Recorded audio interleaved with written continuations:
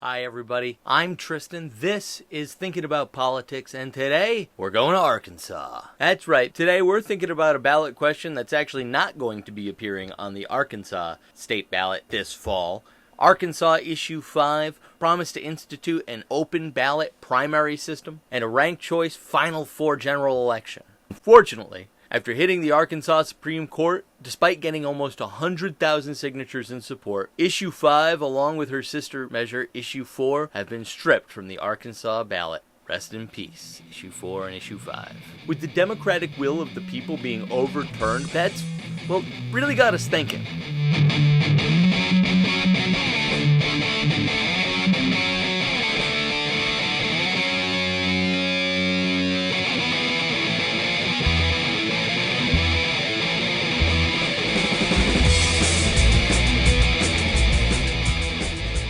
Before we get into it, let's have a look at the flag. You know, could be worse here. Clearly, it represents the former Confederacy. Wikipedia was telling me that the 3 stars represent the Louisiana Purchase. Alright, not bad. But, we're not reviewing every state flag here, and we're certainly not keeping track of them on some sort of leaderboard. But if we were, it might look like this. Alaska is way out in front right now at number 1, but Arkansas, number 2. Solid number 2. Alright, so where were we? Oh yeah. So in Arkansas, Issue 5 would have put ranked choice on the ballot much the same way as Alaska Ballot Measure 2. Check out our last video if you haven't seen that yet. Just like Ballot Measure 2, Issue 5 would have mandated an open primary and a Final Four general election on a ranked choice ballot. Issue 4 would have mandated a nonpartisan legislative redistricting commission to combat against gerrymandering. Gerrymandering is the process by which elected officials pick their constituents, as opposed to constituents picking their elected officials. It's a pretty toxic practice, and the Supreme Court has refused to police it several times. Now, unfortunately, when you have Congress people or legislators carving out their own districts, it's like putting the fox in the hen house here. I digress. We're not talking about Issue 4 here. We're really talking about Issue 5. The Supreme Court of Arkansas, the Arkansas Secretary of State, all feel that the group sponsoring this ballot question violated the law. And hey, the law's the law. Nothing you can do but learn from your mistake here. So, let's examine what happened. Arkansas Voters First and Open Primaries Arkansas submitted their petitions on July 6, 2020, containing the requisite signatures to get on the ballot for 2020. A week and a day later, July 14, 2020, Secretary of State Thurston informs these groups that their petitions would be denied due to failure to comply with Arkansas Code Section 7-9-601 Subsection B3. Ballot sponsors are required, quote, to obtain from the Division of the Arkansas State Police a current state and federal criminal record search on every paid canvasser. Every paid canvasser has to be registered with the Secretary of State. Arkansas Code Section 7-9-601B3 states in relevant part, the sponsor shall certify to the Secretary of State that each paid canvasser in the sponsor's employ has passed a criminal background check in accordance with this section. So, these sponsors here obtained the proper background checks. No allegation has been made that any of the canvassers committed any criminal act, or at least any criminal act that would prevent them from collecting signatures for a ballot initiative. What's the deal? Well, it boils down to the exact wording that these sponsors provided to the Secretary of State on July 6th. They certified, and I quote, "This statement and submission of name serves as certification that a statewide Arkansas State Police background check, as well as a 50-state criminal background check, have been timely acquired in the 30 days before the first day the paid canvasser begins to collect signatures as required by Act 1104 of 2017. Thurston's response back, "You didn't certify that you passed a background check."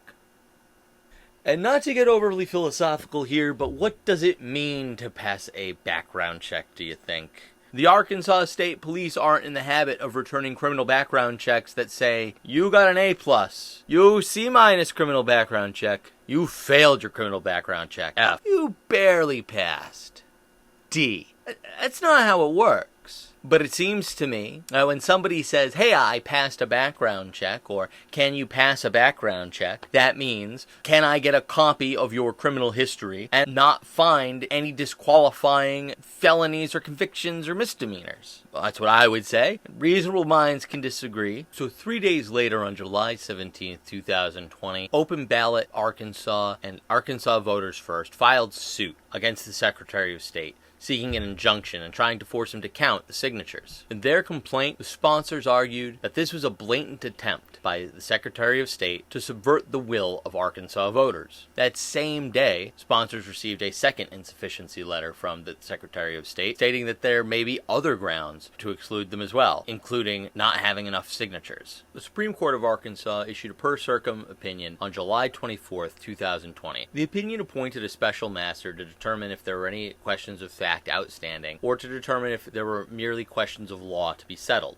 By August 10th, the special master had filed his report. The special master found that the requirement that a sponsor obtain a state and federal background check from the Department of the Arkansas State Police is a requirement that no sponsor can actually meet. The proof established clearly that the Arkansas State Police cannot obtain a federal background check for the purposes of this statute. National FBI background checks through the Division of Arkansas State Police are only available to those with specific access authorization to national/FBI record checks under state or federal law. It says quite clearly the Arkansas State Police cannot provide federal background checks for sponsors of statewide initiative or referenda, and has never done so.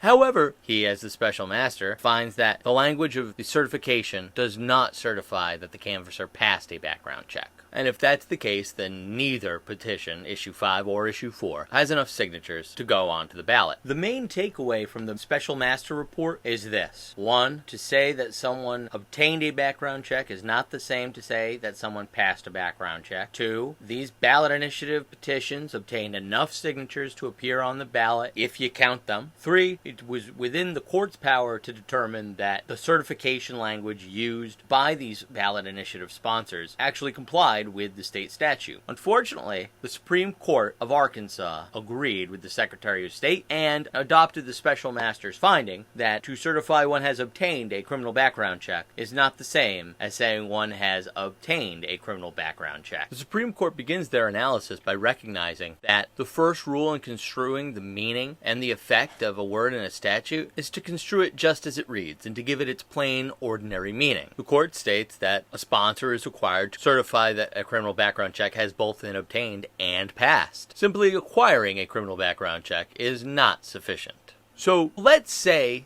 the court is right, and let's say that the word passed needs to be included. Wouldn't a more reasonable solution be to reach out to these people and say, hey, Can you tell us if you passed the background checks or not? I understand Arkansas law says the Secretary of State shall not count these things if they fail to contain the necessary certifications. However, this is highly technical. This is really officious. So what? What is the harm? The court says that the petitioner could have conveyed the information that they passed these background checks without using the word passed. It's not like they're asking for magic words. But I still don't understand the inflexibility of the application of this law. There's no rational reason for it. The lone dissenter in this case, Justice Josephine Linkerhart. The judge states quite accurately, I think, our sponsors have a choice to certify, if not exactly accurately, that all of their paid canvassers have passed a federal background check administered by the Department of the Arkansas State Police, or to accurately obtain these things and say what they've actually done. And that really doesn't get us anywhere. But it's interesting to think of this. The people of Arkansas clearly manifested some sort of desire to have this question or these questions brought up on their ballot.